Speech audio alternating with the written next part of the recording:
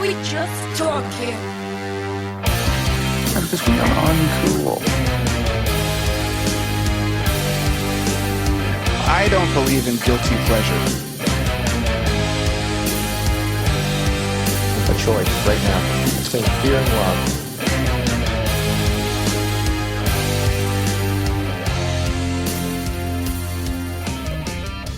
Welcome back to Empower the Audience. Our shows keep getting longer, we keep getting stronger, and all thanks to this Bai juice stuff that I'm drinking.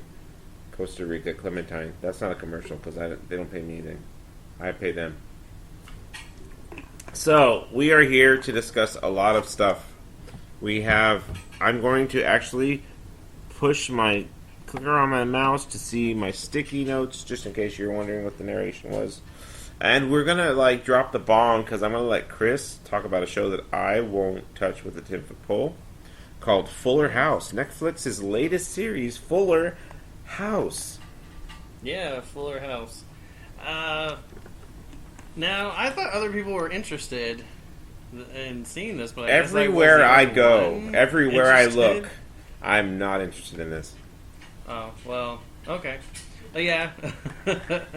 I started watching it, and I was interested, even way back when they first announced it. I was like, okay, I'd like to check that out. I grew up watching it on ABC and stuff like that, and the reruns. But, yeah, and then, they came out with, a full trailer, a couple of weeks ago, and I'm like, okay, this seems interesting with where they're going with it. They're going to kind of do, a female version of the original show, but it's going to be the girls from the original show now, the daughters, kind of running it.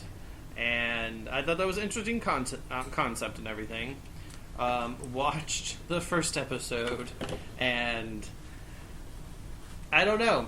I knew the original show was kind of corny in a way, and I remember, it was cheesy, and it was all feel good, and everything's always happy in the end, everyone hugs it out, and life moves on, no matter what the issue was of that episode. But this was so corny, and the lines, and the self-awareness that was happening in this episode, it was cringe-inducing. I thought maybe it was just me. I just learned last night that a bunch of people are saying they hate it. So I kind of feel better. But I did think it was just me. I'm like, maybe I'm just too critical of it at this moment. I don't know. But as I watch it, I was just like, this is just so... It just wasn't funny. The jokes, everything. It was like, they're like, haha, remember that one joke we said 100 years ago on the original series? We're going to say it again 100 times. And I don't know. Yeah, I know Stamos is producing it, but are any of the original producers? I think it's Jeff Franklin is the guy's name, if I remember the name right. Maybe. Is he back on? I like I said, I haven't watched it, and I didn't pay that close attention to it. Yeah, I don't know anyone that was on the original writing team or anything, but I remember I watched it too. I mean, I wasn't as young as you are because I'm older than you are, and it was cute for a while. I mean, I can imagine being a kid. You have that experience that's I talked about recently in a conversation, before I knew what cheese was. There's a lot of stuff I watched before I knew what cheesiness was. And so you don't really have that kind of discernment as a kid to know if things are good or bad. Especially when I grew up where there wasn't a lot of options. You had the 3 channels, that's pretty much it. And so, yeah, it was cute, and I think the certainly the twins, I'm blanking on their names right now. Mary-Kate and Ashley Olsen really drove that show. They helped that show a lot because what cute thing is she going to say this week was a big part of that show, I think. Not that there weren't other good characters, but that was a big part of it. And I think that's why my family liked it, because it was a cute thing. But yeah, I knew that stuff wasn't going to hold up.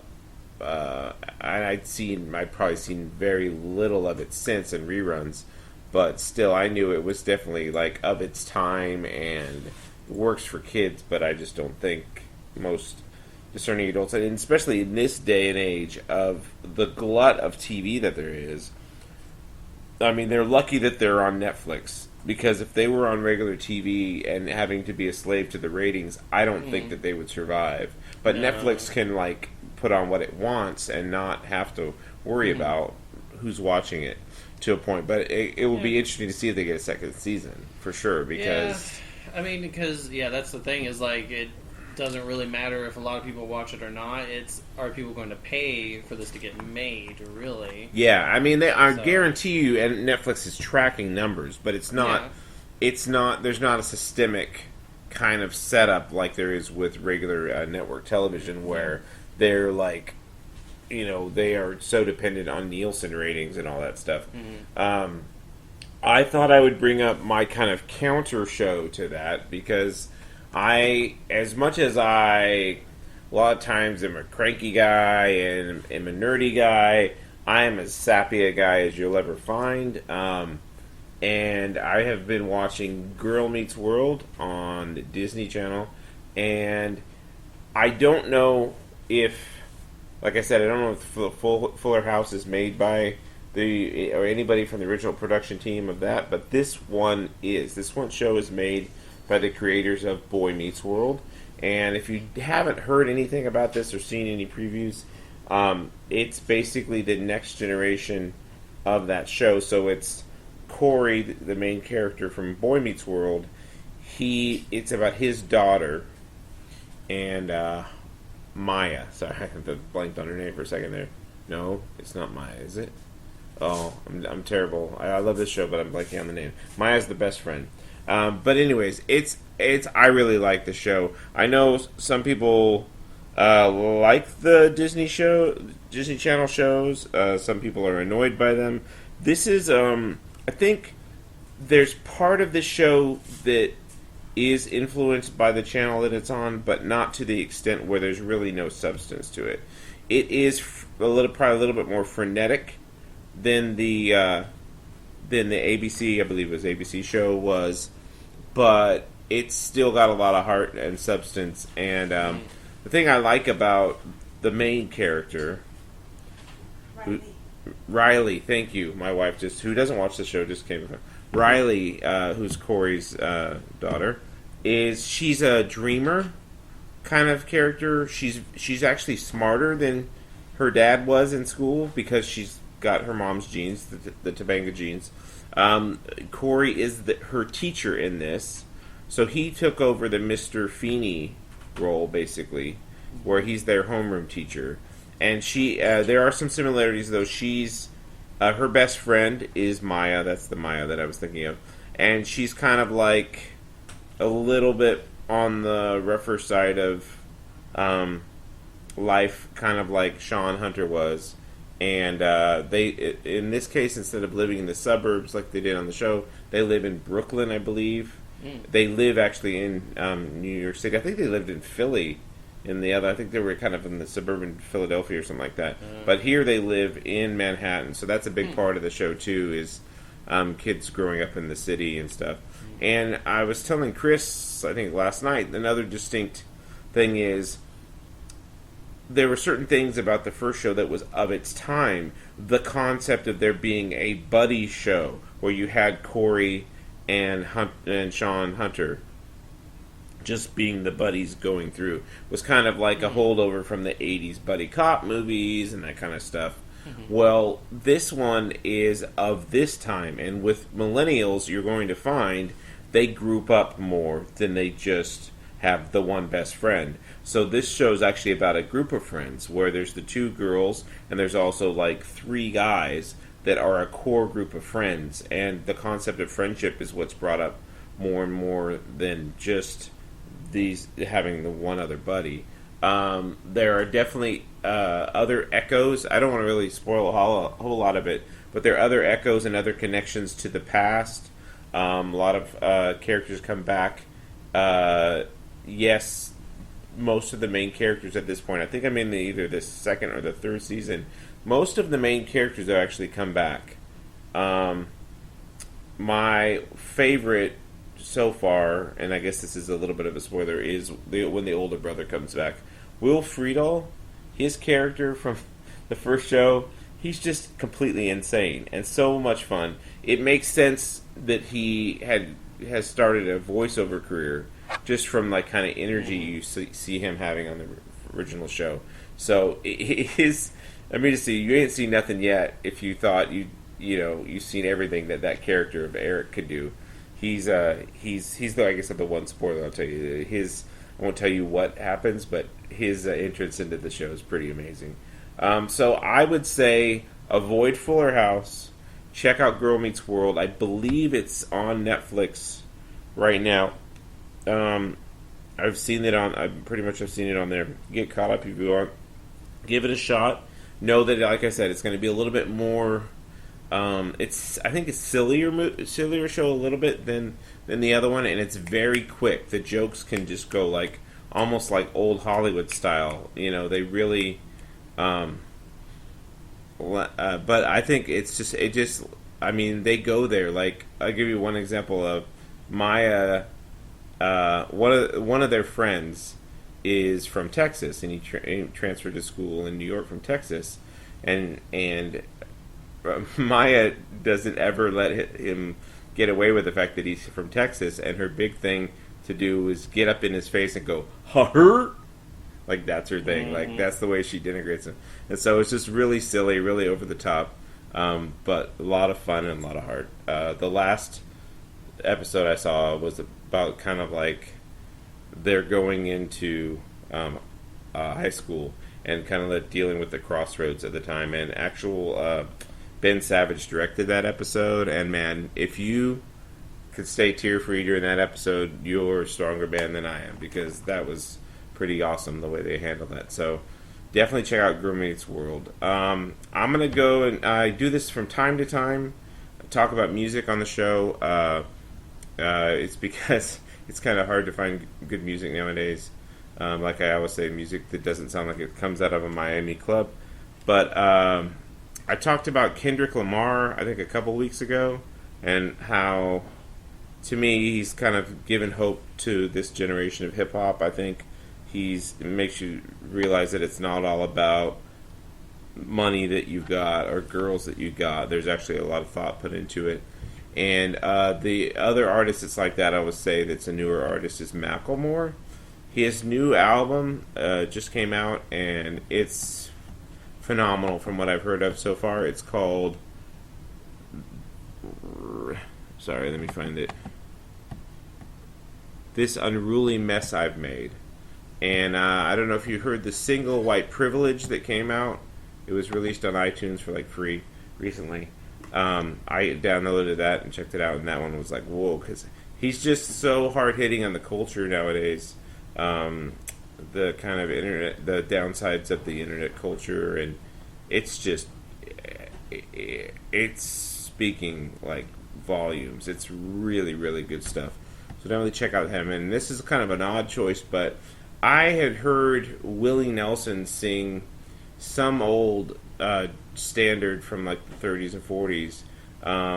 If you only know passing of who Willie Nelson is, like if you know that he's known for Weed or playing Uncle Jesse on the Dukes of Hazzard, he's obviously a talented country artist, has been for years. A lot of people don't know that he wrote the song "Crazy" for Patsy Cline. He actually wrote that song. So he's a very talented guy, but lately he's been doing a lot of interesting out of his field projects. He did a couple of albums with Wynton Marsalis, the jazz artist, and one they did like a follow-up. It was like him and Nora Jones and Wynton Marsalis. So it's cool that he's kind of breaking up the genre. And this latest one he does, it's called Summertime, and it's Willie Nelson sings George Gershwin. And I don't know if I've talked about it a lot, but that's my favorite kind of music, that kind of Sinatra, Ella Fitzgerald, those kind of things. And so ever since I've heard him sing that style, I was really excited to see that this album just came out. He's really great with it. A lot of good stuff. One cool thing that I liked about it is he's from Texas, and so that it still sounded very organic, he does a lot of Texas swing on this. And if you're not familiar, there's actually a thing called Texas Swing. There is. It's basically, imagine kind of a countrified version of swing music, and that's what this is. So I really enjoyed that. Definitely check it out if that seems to fit inside of your genre box. We have been watching for years now Marvel's expanded TV universe, and I just wanted to touch base on what I think is the most fun you could have in that universe, and it's Agent Carter. Chris, you watched a couple episodes before this season of the very first season, so you were kind of new to it. We've loved it. I just think that it's a romp is like the best way to say it. It's just really just there's no. I like Shield a lot, but there's a lot of procedural stuff in Shield. There's a lot of really universal story building, and it's also very much a slave in some terms to the cinematic universe, where it has to kind of like take on what happens. That's actually cool, can be cool, but up until this last season of Shield, it really didn't grab me. But Agent Carter was fun out the gate, I thought. What do you? Yeah, this whole season so far has been really good. I liked everything that's happening. It's funny, and the adventure so far, the storyline for the season's really cool, and there's a lot of things happening that's very interesting. And I like the universe that they have Agent Carter in, is that it's like the early stages of Shield, so they're kind of able to stay within the realm of obviously the Marvel Cinematic Universe, but kind of do their own thing, kind of like how you were saying with Agents of Shield. They kind of they usually are having to tie it in some way with whatever new movie is coming out. Yeah. So I'm sure when Shield comes back, we're going to see some stuff leading up to Civil War. Right. Yeah. Whereas this, it's back in the 50s, so they can kind of do whatever they want. They're not kind of restrained with that. And to that point, what you're saying, like, there is no Shield yet in this universe. The government agency that she works for is called the SSR, so it's a post-war kind of CIA-ish kind of thing. So that's something we have to look forward to, is her establishing the Shield. One of the things I love about it most is if you ever get a chance to follow. I'm gonna blank on her name. What's her name? Haley Atwell, who plays Agent Carter. Find her on social media. If you can find out the dub smash war between Agent Carter and Agents of S.H.I.E.L.D. from a couple of Comic-Cons ago, oh my good lord, was it funny. It was so good. And what you get from that, too, is if you can see anything away, she and the guy that plays Jarvis are so buddies off screen that I think it really informs the show, their performances on the show. Now, when I say Jarvis, if you haven't seen Agent Carter, you know the name Jarvis from the Avengers movies, from the Iron Man movie. That's that voice of the guy, and if you've seen Ultron, you know the Vision tie into that. In the comic books, Jarvis was an actual person. He was a butler. They wisely, I think, steered away from that because, let's face it, Tony Stark is kind of the Batman of the Marvel Universe. He's the rich guy, he does the superhero thing, but with aid of technology. So instead of having a thing where they're like, oh, that's his Alfred, and they decided that, well, duh, he's a technology guy, why wouldn't he just have a robot assistant, and so that's why they went that way. Well, what they did is, with this one, since Howard Stark is a part of this show, they went and said, well, let's give him the real person Jarvis. And that guy that plays him is great. I don't actually have my phone on me, but I'd like to look up the actor that plays him, because he was in Master and Commander. If you ever saw that great Russell Crowe movie, Peter Weir directed it. Paul Bettany, who did the voice of Jarvis. That's funny. That's the Jarvis Nexus, that movie, because it's got like the guy that plays the Jarvis from, from Agent Carter, and also the voice of Jarvis from the movies. He's great. Haley Atwell's great. James Darcy. There you go. Great actor. Look him up. See what else. I haven't seen what else he's in besides that. I'm sure he's got quite a few things that he was good in.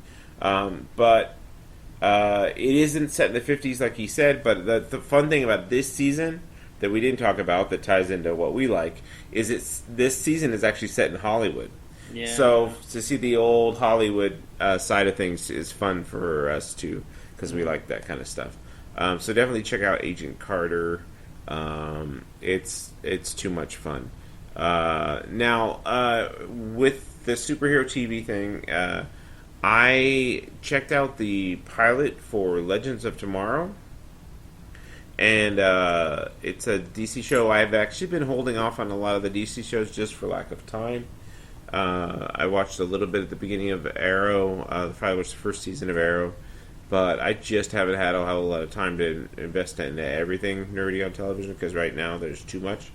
But I just as on a whim checked out the pilot of Legends of Tomorrow. Legends of Tomorrow is the first team-up show, and actually in this case DC beat Marvel to having a hero team-up show.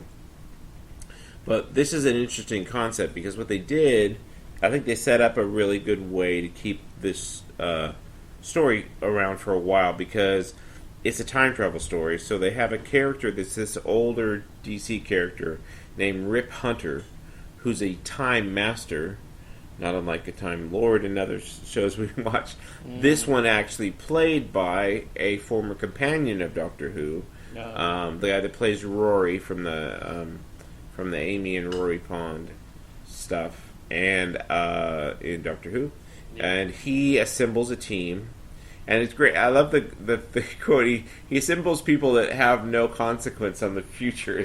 That's basically the way he sets this up. Like, yeah, you're fine. You don't affect the future much. But the team is as follows. See if I can remember everybody. It's Hawkman, Hawkgirl. It's Firestorm, which is actually two characters that kind of fuse into one. It is the Atom, who is their answer to Ant-Man. I don't know which one came first. But that one's played by Brandon Routh, who played Superman in Superman Returns. And then if you watched Prison Break, the two main characters from Prison Break, the brothers, are playing Captain Cold, and I believe it's Firestarter. And they're actually villains, so that kind of makes it an interesting mix, in that they have a couple of villains in the group, and so their whole purpose is to travel to try to stop this guy who's a big bad in the DC universe, Vandal Savage. And so the great thing about this is it's got time travel, so every episode could be a different time, and I've already heard that they are going into the West of the 1800s, and Jonah Hex is actually going to be in that episode, which will be interesting to see because that Jonah Hex movie failed terribly, and so them to actually see a decent version of Jonah Hex will be cool. So if that sounds like it's up your alley, if you like time travel, if you like team up shows, definitely check this out. It's really fun. It's kind of what they call high concept. But if you can roll with it, it's a lot of fun. Oh, I forgot one character, White Canary. White Canary is a character from Arrow, related to the Black Canary thing.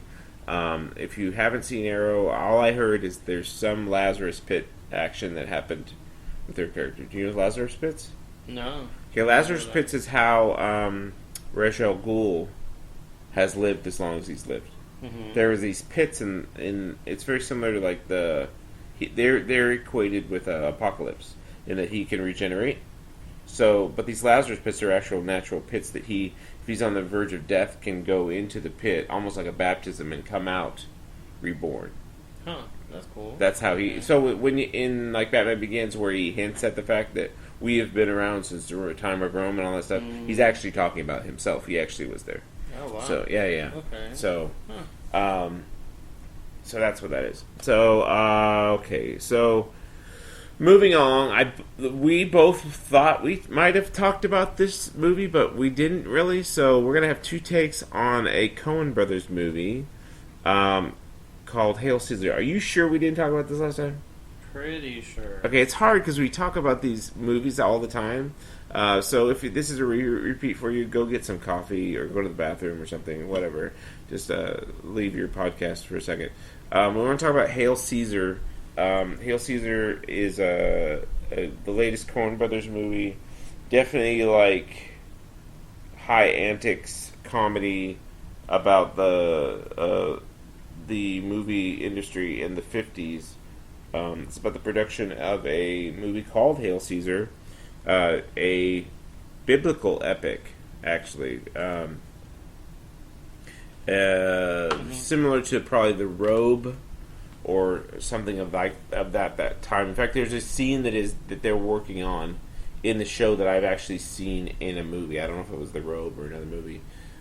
So they did this thing where they have these characters and, like I say, storylines in movies that are similar to there's like one-to-one comparison. So there's Esther Williams was this aquatic ballet person, and I'm getting really sure that we talked about this before. Okay, I mean we've talked back and forth about it. Yeah, a lot. So but, okay, yeah. But anyways, so let's just do it, and if we talked about it before, I'll edit it out. There's a character that's kind of like this character Audie Murphy, who's a Western star, really kind of innocent kind of guy. Channing Tatum plays like a big song and dance man kind of thing. I wouldn't say necessarily Gene Kelly, but in that vein, not of person, but the type of movies he would make. And then one of my favorite characters in it is the fact that Tilda Swinton plays twin sister reporters. Mm-hmm. That was kind of a fun thing. I really enjoyed. Josh Brolin. The thing you have to know is Josh Brolin's the main character in this movie. George Clooney isn't. Even as much as you see that in the trailers, it seems like George Clooney's the main character. He's not. Josh Brolin is the manager. It seems like a lot studio manager or something like that. Yeah. Of the thing, which means he kind of has to fix all of these problems because he's dealing with all these creative types and pressures in the industry, and public perception is a big problem too. And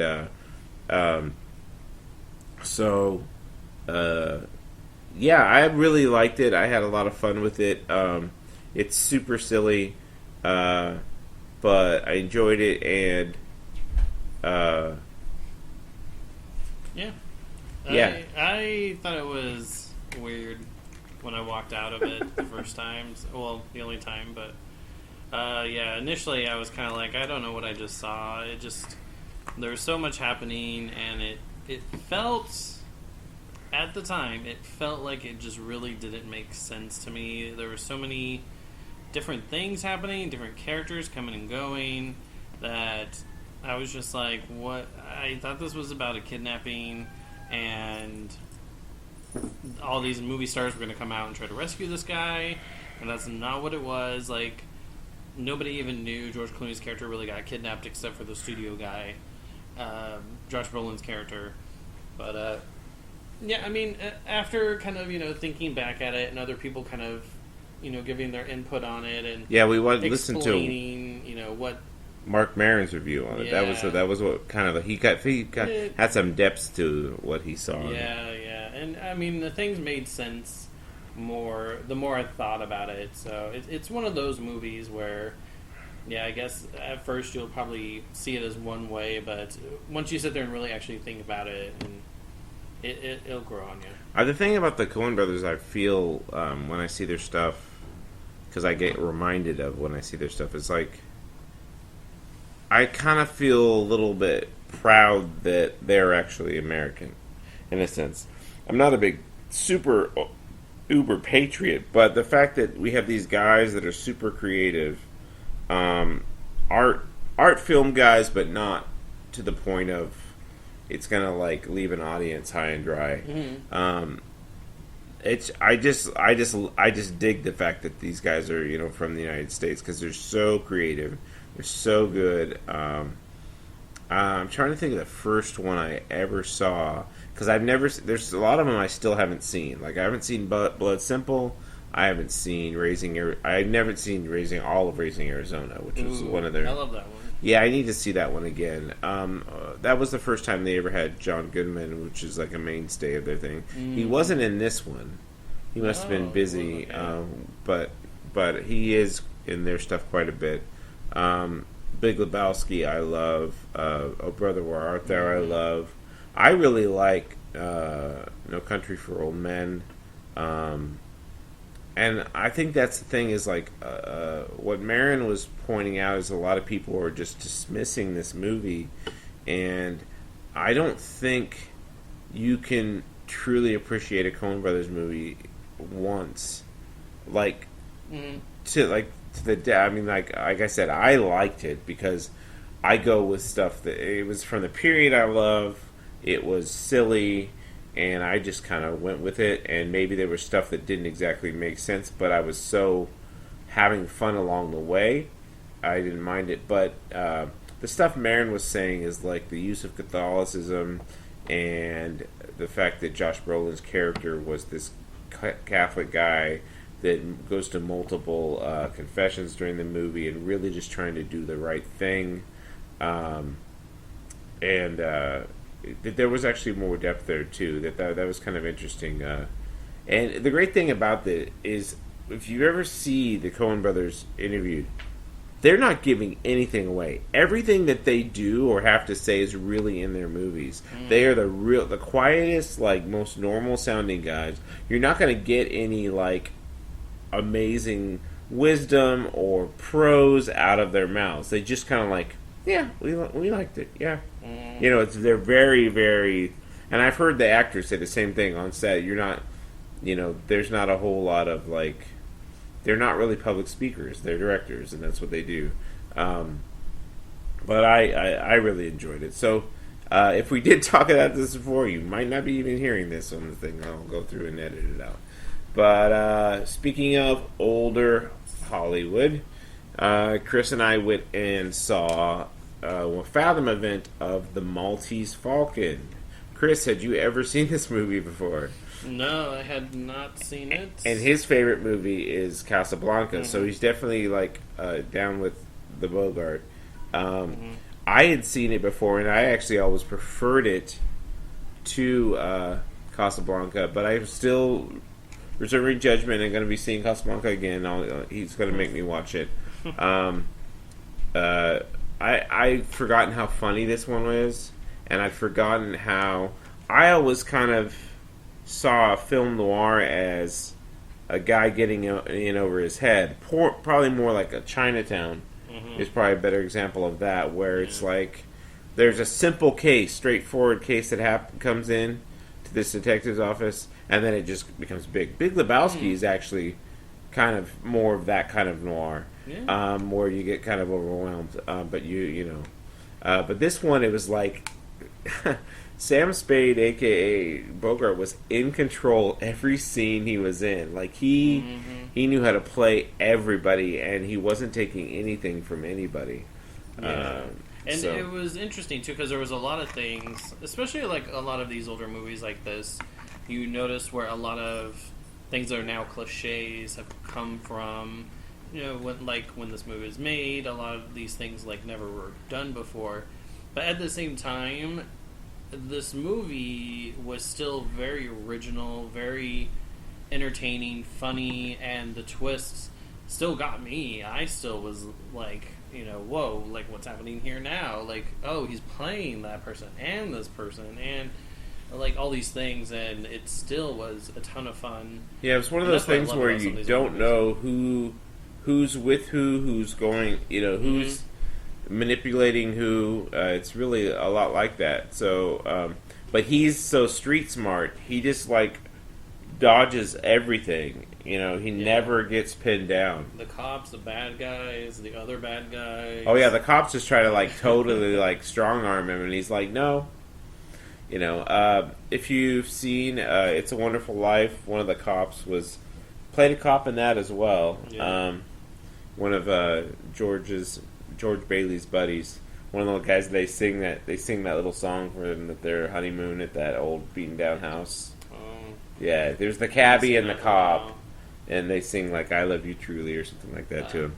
But yeah, so Peter Lorre's great in this one. Oh, the way they like introduce stuff, like so much nowadays in movies is like, oh, we have to spell out every detail or show everything, and like the way they introduce Peter Lorre's character is he gets a business card. His secretary gives Bogart a business card.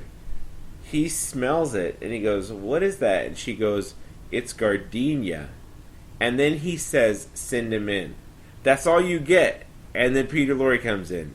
And all you need to know is that, like, you're going to see his character and you go like, oh, I get it. They can't say too much because this is 30s Hollywood.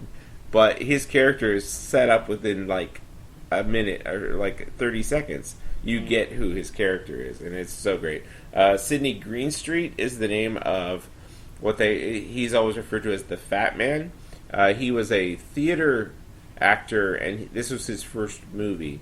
This was also John Huston's first movie, directing, and I think he'd written the script. I think what they said is a TCM Fathom event, so they talked about it. I believe he wrote the script, and then through set of circumstances, actually got to direct it as well. John Huston's got a lot of really fun, good movies. Over the years, checked out his stuff.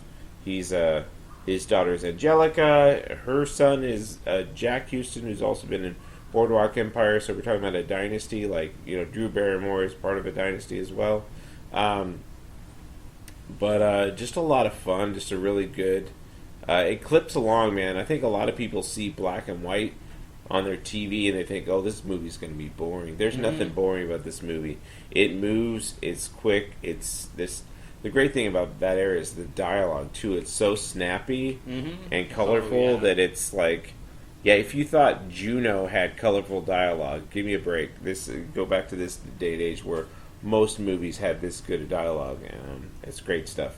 I have been DVRing the 31 Days of Oscar on TCM. Speaking of Turner Classic Movies, and one of the things I DVR'd recently is called The Sunshine Boys. It's a Neil Simon play. Now, you were involved in the production of it, right? Well, no, not entirely. Like a small theater at a place where I used to live, they did the show. And I auditioned for The Sun, but it's one of my favorite Neil Simon plays. Yeah, it's a lot of fun. If you're not familiar with Neil Simon, he was he held sway for a long time. Neil Simon, I don't know if you know, but he got a start on the Sid Caesar show as a writer. Yeah. That was the Cavalcade. I don't know. It had one of those big names back when TV shows were actually sponsored by one particular company, and I mean the other writers on that show were Mel Brooks and like all of these seminal like comedy guys started out in that room. But this particular one is a kind of a cool thing if you want the history of comedy. It's not a documentary, but it's about these two old guys, a comedy team from vaudeville days, played in the movie by Walter Matthau and George Burns, which George Burns you don't get much in movies other than like the Oh God movies that I grew up with as a kid. So it's kind of cool to see him play around with Walter Matthau, where he's more of a comedian than an actor, so he didn't get a lot of chances to act. He was good on like his show where it was more of a sitcom with his wife Gracie. If you ever hear say the Goodnight Gracie, that's where it came from. But it's kind of cool, fun to see these two old guys, old timers, and Walter Matthau is obviously younger than him, and they aged him to be about the same age. But to see these two guys play off each other, there's one scene where they're like setting up for a sketch to rehearse, for a sketch in Mathau's character's apartment, and they literally for 5 minutes are changing everything. One guy puts a lamp here, the other guy comes around and puts the lamp back, and like, it's this crazy thing. Like they just keep on going. So it's a lot of fun. It's about them trying to, my Mathos character's nephew is trying to get them to be on the History of Comedy show on TV, and they had a falling out. So it's them trying to come back together and do this. A lot of fun, especially if you're a diehard comedy fan and you love history of comedy, and it's definitely good to see if you can track it down. It's called The Sunshine Boys. Yeah, definitely classic. Yeah. Now, we haven't talked about this on this show. It happened a while ago, but I've kind of recently fallen down the hole of Robin Williams tributes on YouTube. He meant a lot to me. I'm not claiming that he meant more to me than anybody else did, but there's a kinship with me and him in that sometimes the concept of, he used a lot of puns, and there's just like, I feel like I have a similar sense of humor to him at times, and the heart that comes through in movies like Dead Poet Society. I mean, at one point, Dead Poet Society made me want to be a teacher. The Good Will Hunting, all that kind of stuff. So I just thought if we could talk about Robin Williams, we're going to talk about Robin Williams movies, and then Philip Seymour Hoffman movies. Just talk about our favorite movies from those actors. I would say, movies-wise, Dead Poets is huge for me. I can still watch that. If you haven't seen the Jimmy Fallon tribute, go on YouTube and check out the Jimmy Fallon tribute. I won't spoil anything that happens, but that was a great tribute. That movie was just... Well, again, Peter Weir talked about that director. Peter Weir did this movie, and that's what Peter Weir's good at, is letting you just kind of inhabit the world that you're in without belaboring you. It's like, you don't have a tour guide going, well, this is this thing, and this is this thing. Just visually, you know this school almost inside and out. He did the same thing with Master Commander. You just see all parts of the ship. All these little bitty scenes in between the dialogue scenes, where you just get that kind of surrounded by that world. What do you have a favorite that you can think of offhand? For Robin Williams, it's hard to say. I mean, I grew up with him mostly as the genie from Aladdin, yeah, of course, and stuff. But as I got older, he got more into serious stuff. Yeah. And he's a Juilliard trained actor. That's what a lot of people don't know. Yeah. He went to Juilliard with Christopher Reeve. Insomnia, I thought, was such a really cool movie. The movie was Good intense. in that one. And that's a Christopher Nolan, is that right? Yes. Yeah, Christopher Nolan that did the Batman trilogy. But yeah, I don't know. But then I love his classic comedy stuff. Even later, his comedy stand-ups. His comedy is... It was such a mix of things. He would go from the super silly stuff of just daily life to his talks about politics and things like that were, just really great and funny and on point. And it never was, I saw one of the tributes, never was malicious.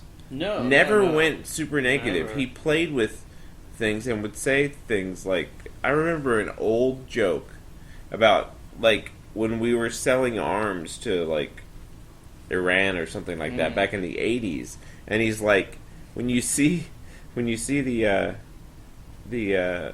guys in the Middle East driving boats and they're say Sears on the side, you got problems. So it was he would say those, but he would say them in such a way that it wasn't it was just, I don't know. Feel like it was because most of the time there's that situation in any conversation you have with people where it's you can't talk about politics and you can't talk about religion because it's it can be an awkward situation. And it was never like that whenever he talked about those kind of things. It was funny, and no matter where you leaned politically and stuff, it still was entertaining and great. And he was always able to do that with just a lot of heart and everything in it. I mean, Mrs. Doubtfire, I'd probably say that's probably my favorite thing he ever did, was Mrs. Doubtfire. I grew up with that a lot. That was... I'm sure that meant a lot like to you. Cause, 3rd or 4th grade. Well, you kind of went through that, too. When that came out. With on a personal note, you kind of... I'm sure that movie meant quite a bit to you. Yeah, with divorced parents. It did a very interesting... I mean, my parents divorced when I was very, very young, so I never had to go through the whole breakup stuff in that kind of way. But, yeah, the whole having a parent that just wants to be there and can't, that's, for that he took that subject and made it funny, and again, like, something that could be an awkward situation, made it very touching and human and funny. My favorite line from that movie is, "I am Job." With all the phone calls, But yeah, so I would say for my movies, definitely Dead Poets, definitely Good Will Hunting. Mm-hmm. He said when he went to the set and met Matt and Ben, he was like, "Who are these kids?" Like, he's like, "Where's the adults that I'm supposed to be talking to?" Good Morning Vietnam. When I was in high school, Good Morning Vietnam was... I actually bought the soundtrack, and the great thing about that soundtrack is they actually had his comedy breaks in between songs. Yeah. Oh, it was so good. If you really want to get a good taste of his comedy, there's tons of stuff. People, I think, on almost, it feels like a daily basis, putting stuff up online. But if you really want to get a good, long, solid chunk of his comedy, go to his actor studio, because that's a 2-hour-long actor studio. Just because, for obvious reasons, he just goes off. I mean, you can't control what he does. So that would be a good place to start if you just want that stuff. Philip Seymour Hoffman, I've told people for a long time, my two favorite actors of this generation were Paul Giamatti and Philip Seymour Hoffman. Philip Seymour Hoffman, it's hard for me to even really describe what I like about him, but he's just real when in what he does. He doesn't really, Jimmy Stewart said a great quote. When somebody asked him for acting advice, he says, "Don't let him see you acting." And I think Philip Seymour Hoffman was really great at this. There's a nexus of these two actors, and it's Patch Adams. He played Patch Adams, a really stuffy roommate. The great thing about that role is that role could have been like Thurston Howell. He could have been just stuffy New England guy, but the way he played him, and there's that one scene where he really has it out with Robin Williams' character, and tells him how this stuff doesn't come easy. He has to work at it, and the fact that Patch keeps interrupting. That it really is hurting him in a way, and the fact that he elevated that so well. He's going to be missed. That's a big gaping hole in this generation of acting. Probably, if I thought off the top of my head, my favorite one of his is probably Almost Famous. He plays this character Lester Bangs, a real life guy who wrote Cream magazine, a rock and roll magazine. He was based in San Diego, and he's just so great. If you listen to this podcast, you've heard that character. He's part of the intro where he says, "We're not cool." That's part of the intro to this show because of who's saying it and because of what it's saying. Gosh, I just love him so much. You want to see a great small performance of his? Just watch Moneyball. The scene where he just walks into Brad Pitt's character and is like, "What are you doing to me?" It's like, "What are you doing to me?" And it just sounds like a guy that just walked in, but he's got this weight and power to him as well. I'll have to think about other performances off the top of my head. But what can you think of some of his that you? I don't know. I definitely can appreciate him as an actor. I don't know if he's one of my personal favorites, but I definitely can say like he's done some really great stuff. He was great in The Lebowski. That character he played, the assistant to the. Yeah.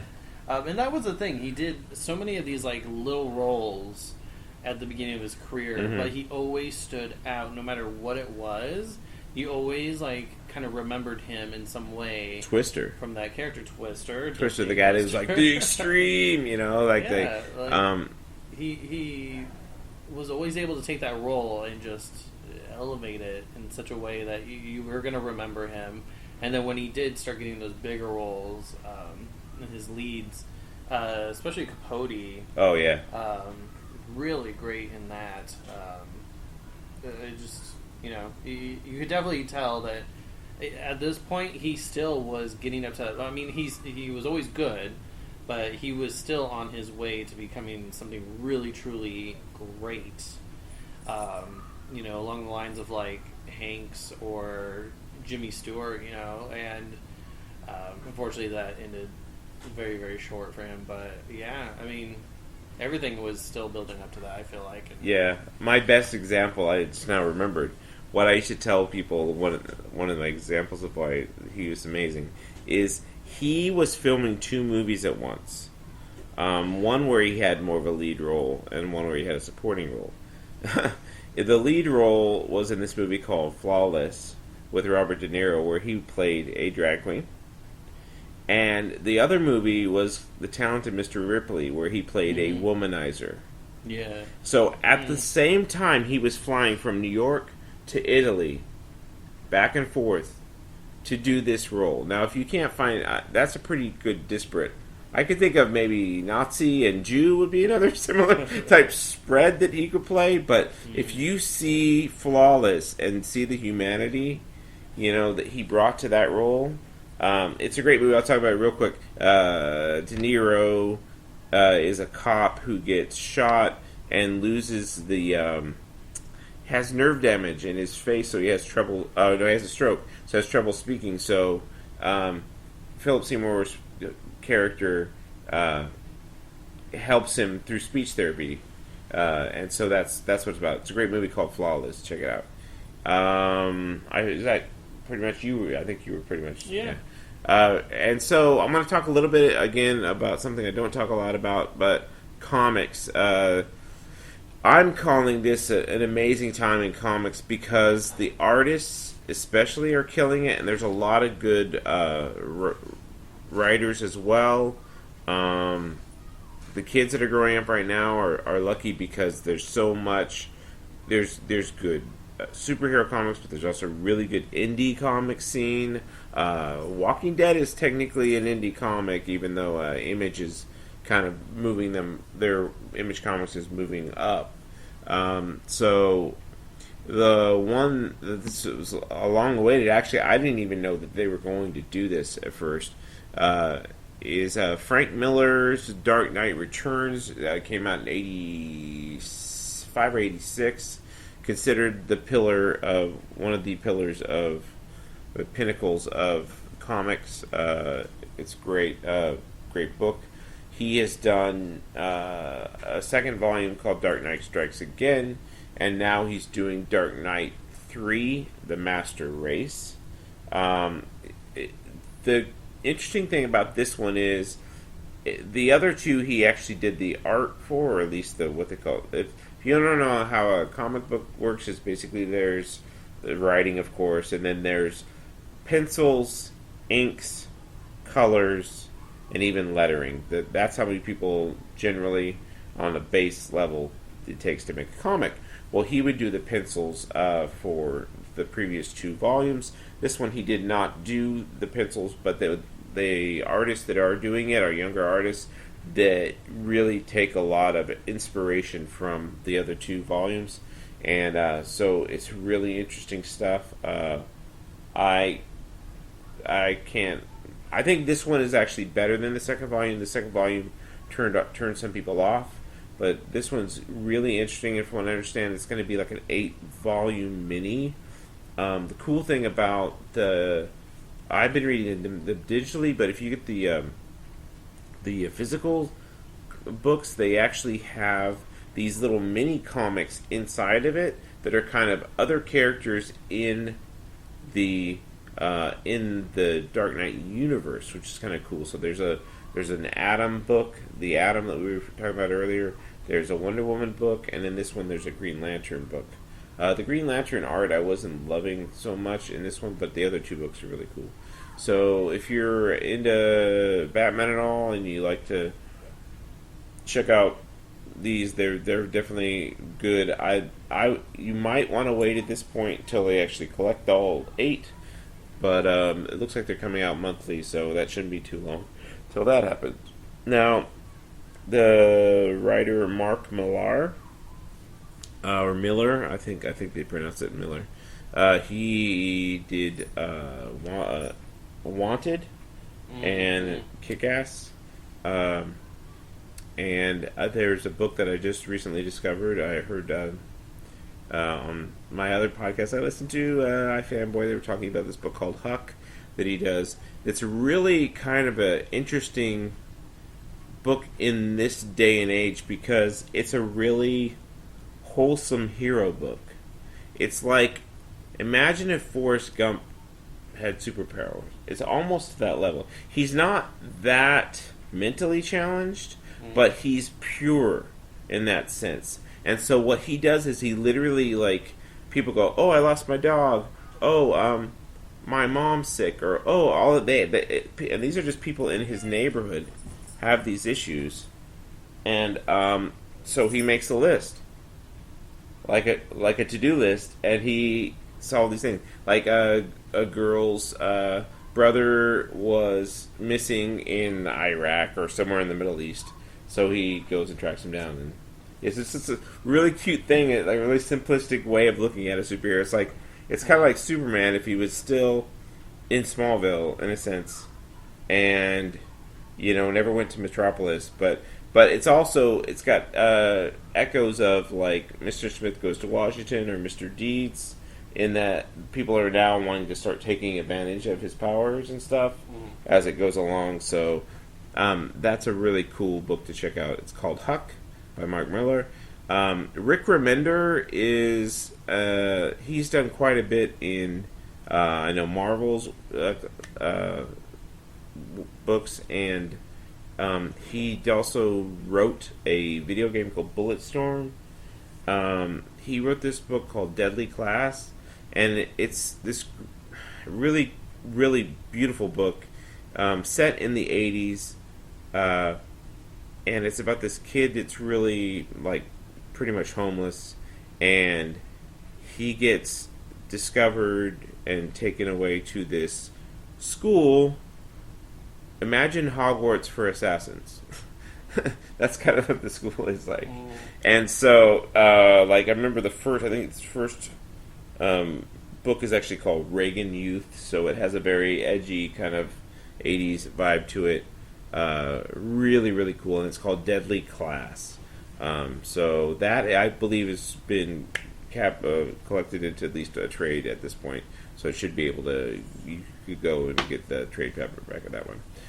One more thing before we get into the big event of this weekend. I do listen to a lot of podcasts, and I discovered one fairly recently that I've been going all the way through the archives of. It's called Here's the Thing. It's a podcast of an actual radio show that, of all people, Alec Baldwin does.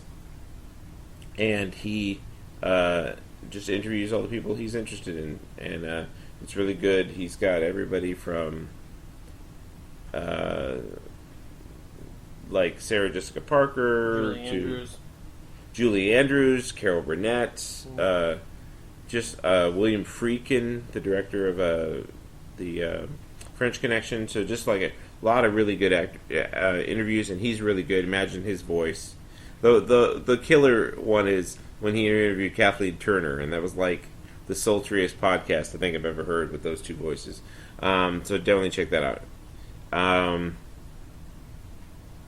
So yeah, I think we're gonna end it here, and we're gonna talk about the Best Picture showcase maybe after the Oscars, because we are at like 1 hour. Oh. What do you think? Yeah, we can do that. Okay, we'll do that. We're gonna wrap this up. Stay tuned, because we'll come back later with the whole Oscar experience. So until then, bye. See you.